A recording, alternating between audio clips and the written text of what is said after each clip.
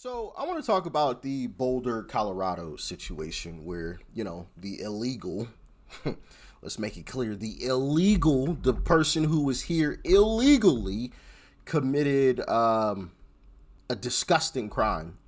Uh, they interviewed an eyewitness to the situation, and I want to play the clip because he actually says something that's quite interesting. And then we'll get into a clip from CNN as well because jeez, these folks, man, they're so despicable. But like I said, we're going to start off with this eyewitness clip that I want to play because, like I said, he says something that's quite interesting. So let's dive in.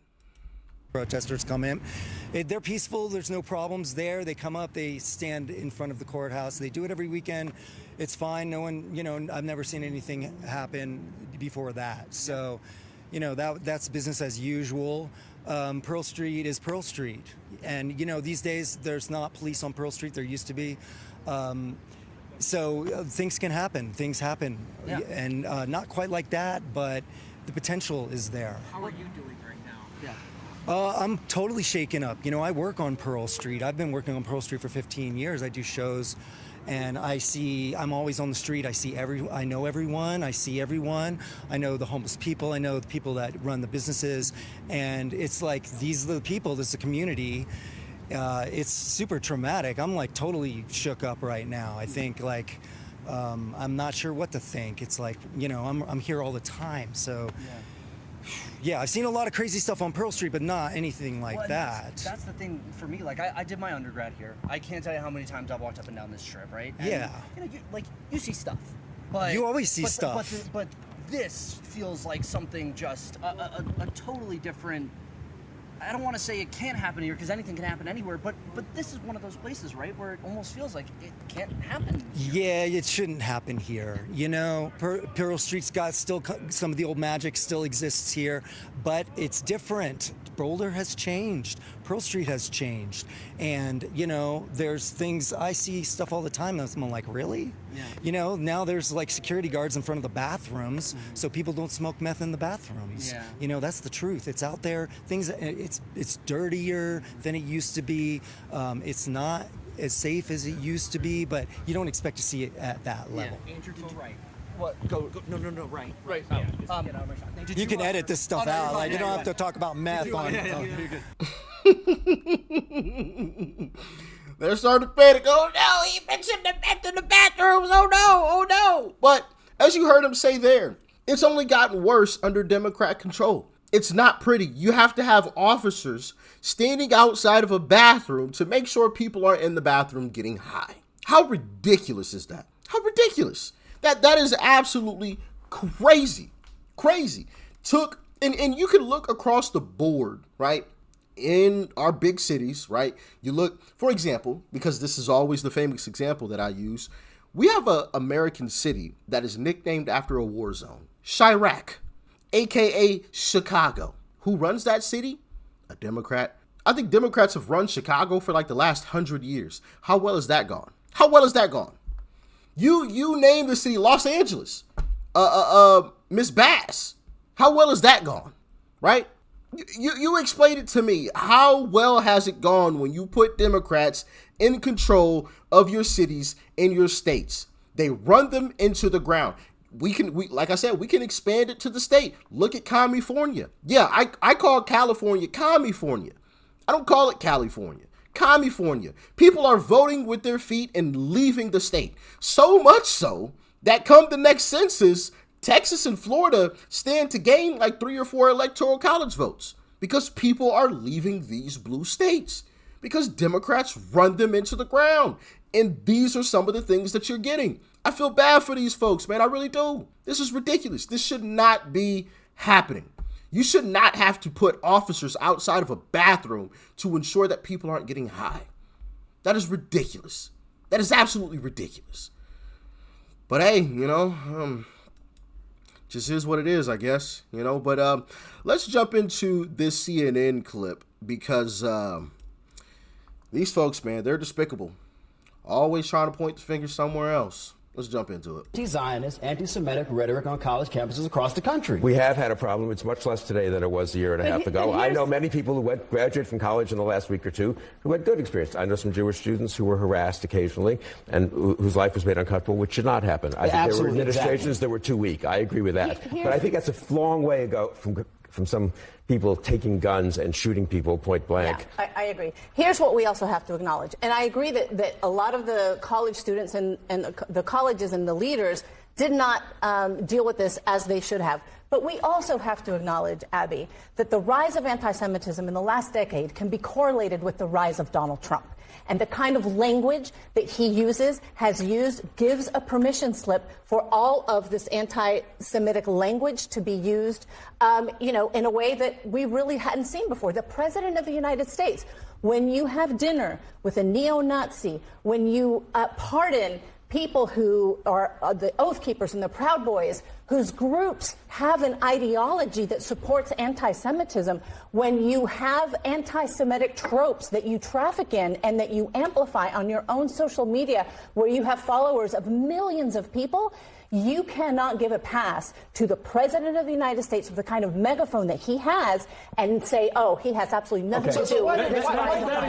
Hold on, before they get into all of that, see what they're doing? Oh, it's Trump's fault. It's Trump's fault. It's Trump's fault. That's all they have. Point the finger at Trump. I mean, you ask Democrats any freaking question, and it always reverts back to Uncle Trump. Every single. Hey, why do you want to vote for Kamala? Because she's not Trump. Why do you support Democrats? Because they aren't Trump. Because Trump this, Trump that. Why did this attack happen? Well, because of Trump. They always try to point the finger at Trump. But you know what? Let's play it out. Let's play it out. Trump is probably, in my humble opinion, and you guys can correct me in the comments if you feel that I'm wrong, but I feel like he's super pro-Israel. I feel like he's super pro-Jew. I feel like what in Trump is anti? Can anybody explain it to me? Where's the anti at, right? If we want to play out her scenario, it's actually because of Democrats, because they hate Trump. So whatever Trump is for, they're automatically against. So if Trump is super pro-Israel, super pro-Jew, well, guess what they are? Just saying. I'm just saying. And how many Democrat politicians have come out and spoken out against this stuff without naming Donald Trump or Republicans? How many? Can anybody name any Democrat that has come out and emphatically said, hey, yo, this is wrong. We should not be doing this. This needs to end immediately, and put their foot down on it? How many? Leave a comment below, please. Please. I maybe one, if that. Okay. So what are we talking about here? This is Trump's fault. Stop it with the nonsense. But that's why I said we don't despise these people enough, man. But let's continue. That is absolutely nuts. You guys are barely scratching the surface here. This isn't just about we need more Democrats to condemn what's happening. How about let's get Democrats not joining in on it? How about AOC and Representative Omar don't join those college campuses? And this hasn't been going on for 10 years. It's been going on for 18 months. And it starts on the college campuses. It empowers people to go beyond. And it has nothing.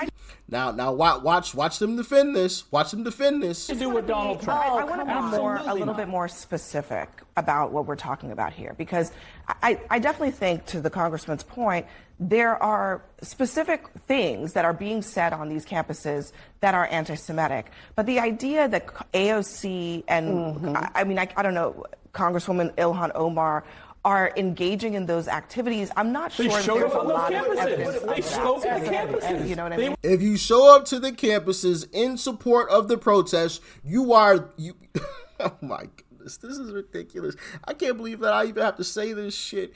But if you show up in support of the people protesting that are saying these things, you are by definition supporting what they are saying and what they are doing.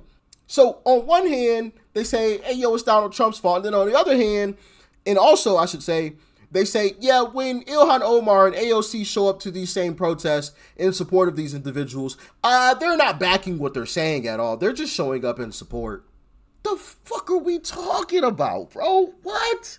This stuff is just ridiculous. And this is also the thing. If this had been Uncle Trump, right, or Byron Donalds, you know, you name the Republican minus the rhinos. We don't care about the rhinos. If they had showed up to a protest that was like this, right? Oh, I guarantee you Abby Phillips would not be saying this same thing. I guarantee it. Guarantee it. It's crazy. It's crazy, man. We're there on those campuses. But I guess, but here's what I'm saying. But do you understand what I'm saying? If they show up on college campuses to protest, you know, what's the situation in Gaza, are you saying automatically the same thing as uttering anti-Semitic words? Yes, they're and doing anti-Semitic. Yes. No mistake about it. Their words are absolutely, and this. You are in support of the same people that are saying it. It's all based in anti-Semitism. Right, what I'm saying is, like, do you have evidence that they actually engaged in anti-Semitic language? That is the issue. You know, I mean, supporting terrorists and some of her past. Are you saying? I mean, do we have to go through the statements? I am talking about on college campuses. You know, because I think that there is a difference. The history of protesting is very clear. There's a history. There's a difference between protesting and saying and doing anti-Semitic things. Would you not agree? Ilhan Omar's rhetoric as it pertains to Jewish people in the state of Israel is deplorable and disgusting. She shouldn't even be in Congress, in my opinion. And them showing up on those college campuses is a green light for the most vicious, disgusting, despicable rhetoric against Jewish students and against Jewish people. You can absolutely draw a correlation. And to pretend that they were on the college campuses and saying kumbaya is to just be naive. You know, I mean, the governor and I were talking about President Bush Sr. Before we... Facts. To sit there and pretend like they weren't there in support of these people that were saying these horrible things, like, come on now, really? Stop it with the nonsense. But hey, it's why these major networks are dying networks and people like myself exist, right? So, I mean, keep on spewing out this nonsense, this slanted BS crap. Like, just tell the truth. Like, why is that difficult? Why is that difficult? If Trump does something stupid, I'm going to say this is stupid. I don't care how anybody else feels about it. If it's stupid, it's stupid. And I've said it before with the whole I forgot what bill it was, but the bill that went from like 1,500 pages to 150 pages. And I was like, bro, man, if I was in Congress, I'm not voting for that. I'm not voting to pass that bill. Like, that's crazy. 150 pages for what?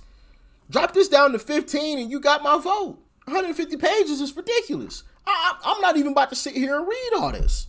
This is stupid. I literally said that on video. And actually all of y'all agree. Like, yeah, Rich, you right, man. I wouldn't vote for that either. You know? Like, why is it so hard to just speak the truth? Speak the truth. Like, that shouldn't be difficult to do. It shouldn't be difficult.